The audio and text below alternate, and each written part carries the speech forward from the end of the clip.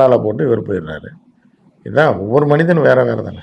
அவரை மாதிரியே இவர் இப்போ கமலஹாசன் மாதிரியே சூர்யா இருக்க முடியாது, சூர்யா மாதிரி விஜய் சேதுபதி இருக்க முடியாதுல்ல. சார் இதுக்கு பின்னாடி இருக்கிற குரூப்லாம் என்னவா சார் இருக்கும்? இதுக்கு முன்னாடி என்ன மாஃபியா இருக்கும்னு நினைக்கிறீங்க? என்ன ட்ரேடிங் இருக்கும்னு நினைக்கிறீங்க? இல்லை, ட்ரேடிங்னா மக்களை பார்க்க வைக்கிறது, அதிக வியூவர்ஸை பார்க்க வைக்கிறது, ஏங்க வைக்கிறது. ஒரு எருமை குளிப்பாட்டுறவன் வந்து இன்னைக்கு வந்து ஒரு டிவி சேனலில் உட்காந்துருக்கான், அவனுக்கு 10 லட்சம் 15 லட்சம் தர்றாங்க, அவனை ஊர் பூரா தெரியுது, நம்மளை பக்கத்து வீட்டுக்காரன் கூட தெரியல. அப்போ நம்மளும் இந்த மாதிரி ஏதாவது கோமாளித்தனமாக பண்ணோம்னா வந்துடலாம் அப்படின்னு சொல்லி ஒரு ஒரு எருமை மேய்க்கிறவனை பார்த்துட்டு 10 லட்சம் பேர் ஆசைப்படுவான். அதுதான் இவர்களுடைய சீட்டிங். 10 லட்சம் பொம்பளைங்க ஆசைப்படுவாங்க. யாரா பலூனக்கான்னு எதையோ அமுக்கி காமிச்சா நம்மளும் பண்ணிடலாமே அதை அப்படின்னா அவங்களுக்கு ஒர்க் அவுட் ஆகாது.